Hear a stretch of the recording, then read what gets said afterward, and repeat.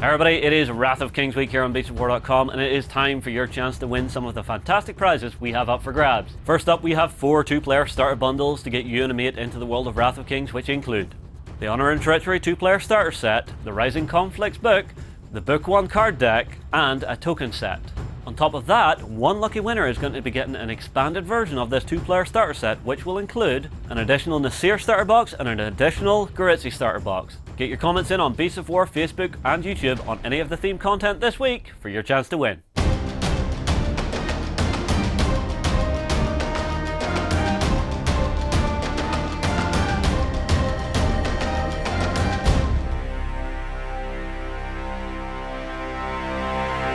Hello, boys and girls from the internet. Today I am painting a demon.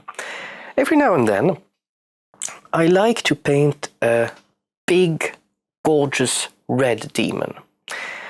And these days the best demons are made basically by the for the Wrath of Kings game by the Cool Mignon Art Company.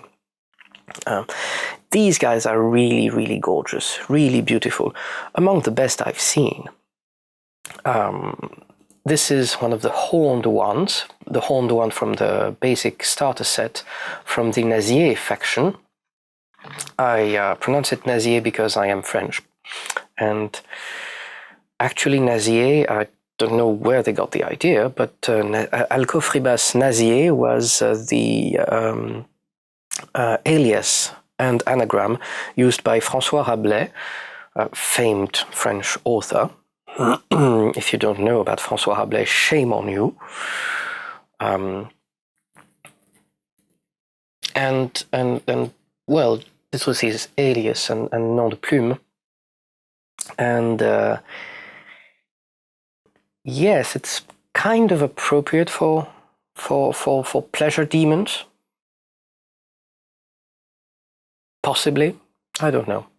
This Nasier faction is actually the faction that has the very scantily clad ladies with masks and large swords, that sort of thing. So this lovely fellow is actually quite a gorgeous miniature.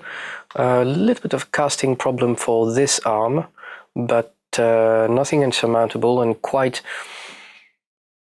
really quite straightforward to put together. Pegs, you know, very idiot-proof. Very nice, very straightforward. He is a big red demon with big horns and a surprisingly small weapon for his frame, but very beautiful, very elegant, very sharp, and a lovely, lovely shield here. There is also, he is wearing some form of a robe, very, very flowy, with little holes, and he has cloven hooves, and he's wearing leathers and straps and all that sort of thing. It's quite original. Let's start painting that beast. To that effect, I believe we will start by painting the skin. It's a big red demon. Let's paint him red.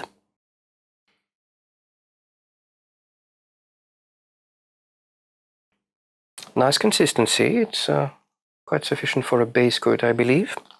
The Vampire Red is actually one of the Army Painter range.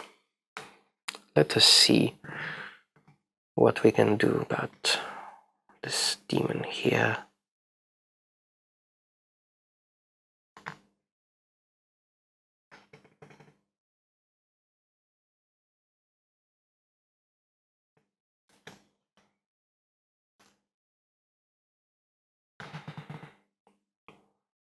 Yes, that's some sort of a burgundy, light burgundy, wine red, if you will. Interesting.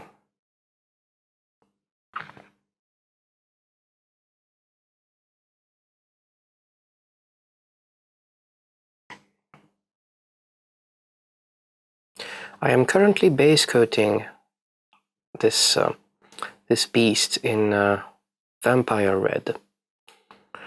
The coat is for now slightly dilute. I will try and get it more to be more homogeneous later on,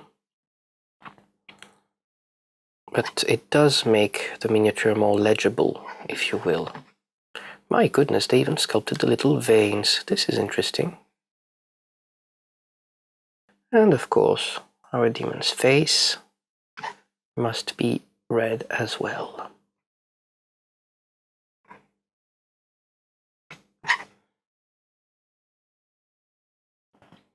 Right, the rest of the miniature is pretty much all painted black in one way or another.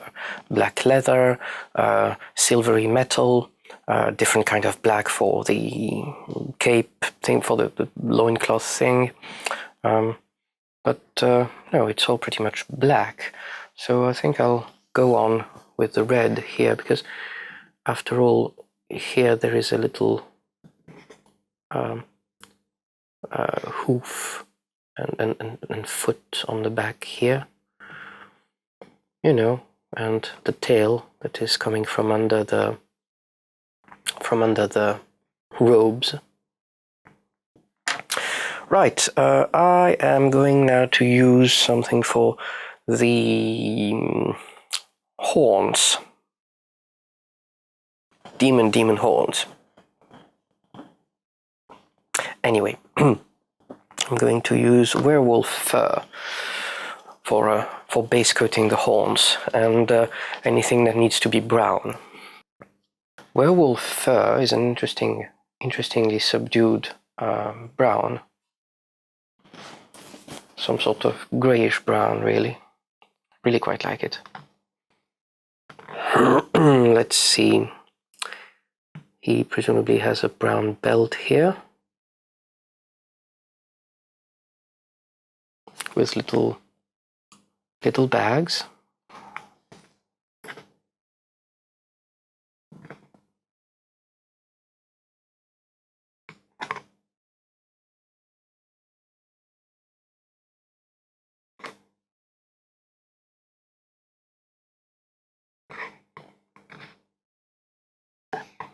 There are straps here that need to be painted.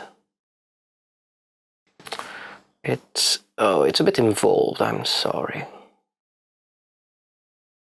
I'm trying to show it to you. There we are.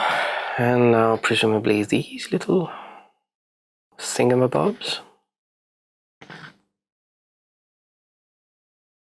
that attach his hair.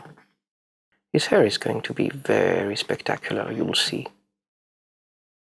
I did try to have a little bit of a scenic base for him.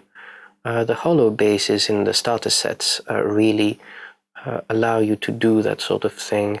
There's a lot of room for building original scenic bases. We don't need an extremely opaque coat on the horns, though.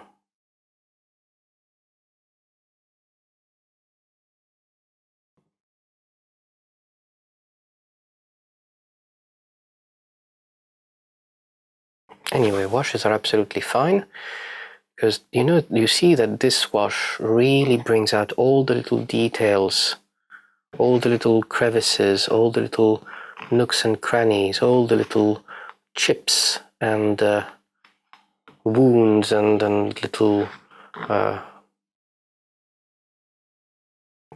you see the little slashes in the horn. That is actually quite good.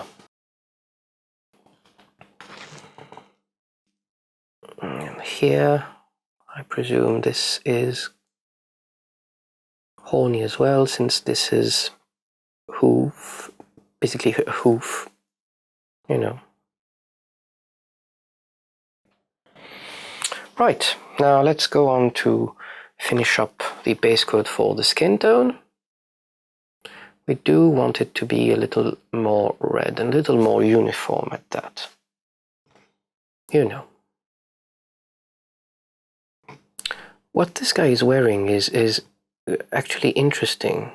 It's some sort of an apron slash gothic dress, kilt, I don't know, with cleats. It's I mean, clearly goth and S&M. It's a bold choice.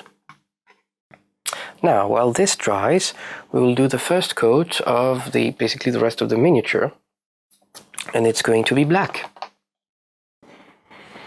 We will differentiate all the surfaces later during the highlight process, but we do need a lot of black leather and metal. That's why black is indicated in this case. So, here's our black. Matte black, very simple thing, matte black from the Army Painter, but you can really have any black from any range. As long as it's not glossy. Glossy black is right out. Let's have some Griffin blue first. Griffin blue I really like. Right, let's have some of that Griffin blue, which is really Oxford blue or bleu sali foncé in French. Let's have that on the hair, for example.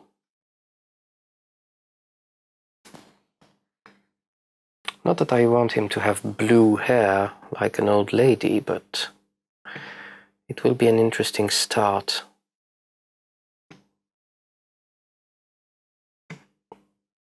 Where do you start on a miniature? Do you start on the face? Do you start on the head? Do you start on the boots? Do you start... I say start wherever it's practical for you. I mean, it's possible that you'll paint this exact same miniature, and even if you do, you don't have to do everything in the same order that I'm doing it.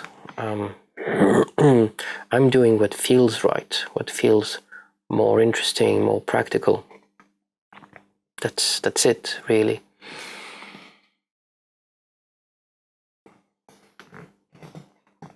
And you should do the same. I mean, what feels more practical for you, not what I do. There is a question of order when you do, say, when you have to. I mean, there is an order to shading, for example. You know, first shading, second shading, and so on and so forth. There is an order to highlighting in the same fashion, but that's not. I mean, that's all there is to it. That's pretty straightforward.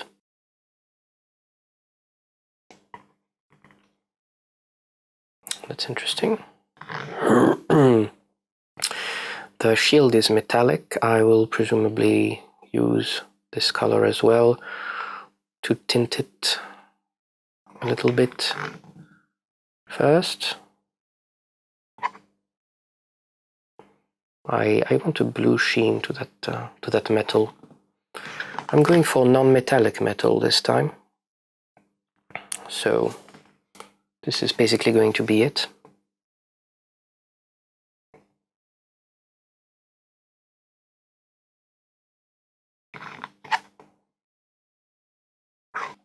Now let's go for a thick black wash on the rest of the miniature. It's already quite flowy. I have previously done many tutorials, many tutorials, as much as 2 or 3, I think, on various, directly and indirectly on various shades of black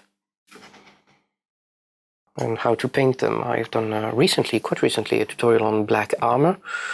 It's been released not that long ago, this year. I've done this year, that is 2016, by the way, in case this is viewed later on. I've done a tutorial on black cloth with 3 different ways to paint it. On a gentleman from Empire of the Dead. I've done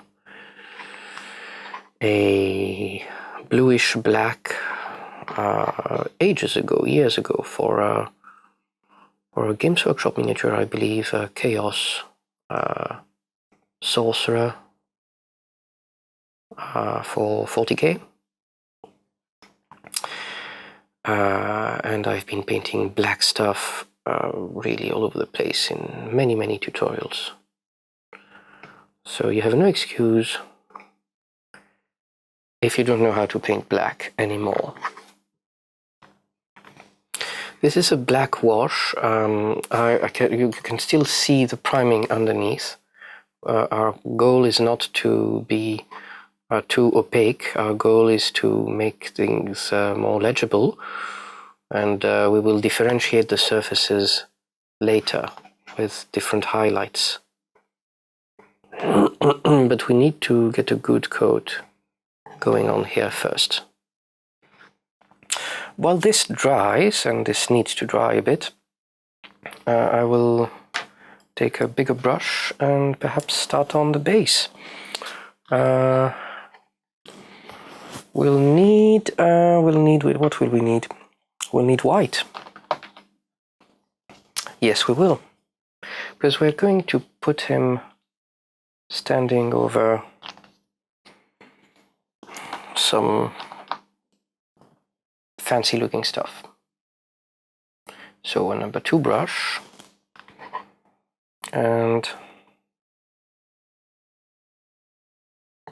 some white. Yes, some white in the creases here.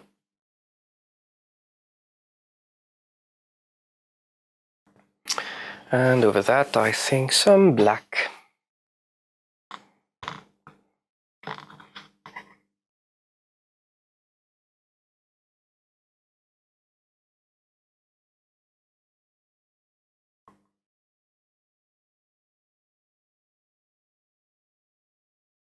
It mixes in with the white, but never mind that. The white is still fresh, it's okay.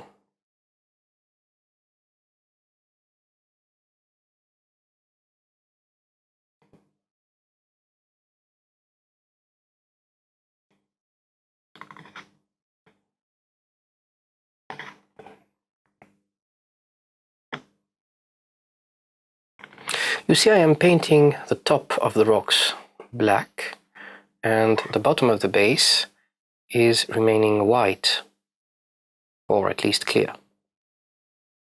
This is done on purpose. There we go. So that we can have a nice little glow effect from underneath. Now, I do believe the flesh tones need more attention.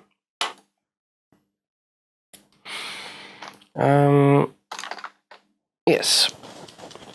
I'm going to use some chaotic red. It's basically an equivalent of the hull red.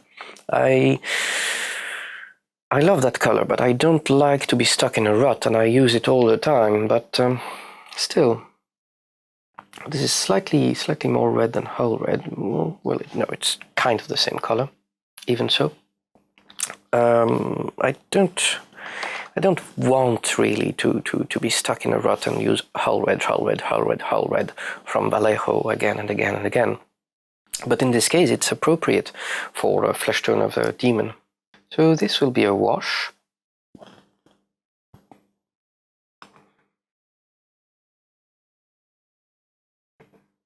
It will go in all the little creases, all the nooks and crannies of the skin.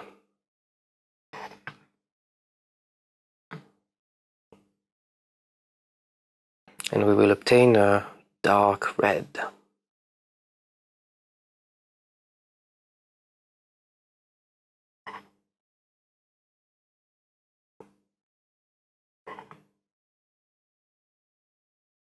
A nice wash that will tint everything and tilt it back to a dark, deep red. This has already been tinted black, but actually, never mind, we do like that sort of black here. I'll grab a number 0 brush. It will be sufficiently sufficiently thin, and I will touch up the hair as best I can where I've overstepped with the red and so on and so forth.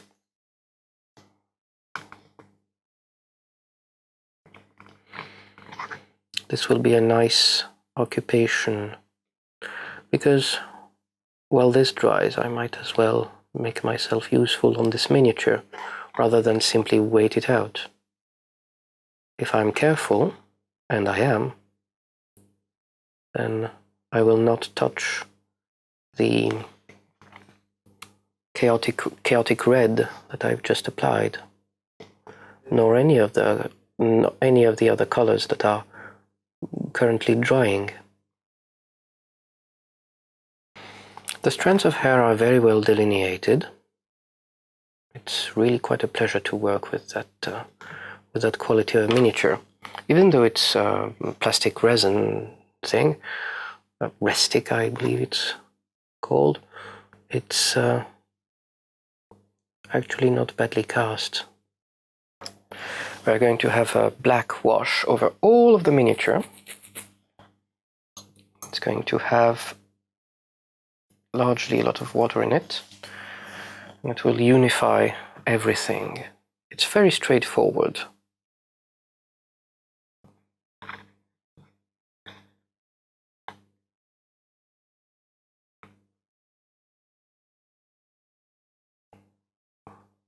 Picks out all the little details. We'll even do a black wash over the black we've already done, because it deepens it slightly. It corrects the flaws that we mentioned earlier. Since this has a lot of water in it, it should dry very quickly, but still, we need for it to dry first before we do anything else. Let's add some black. Subtle little touches of black here and there, for example, at the base of the horns here.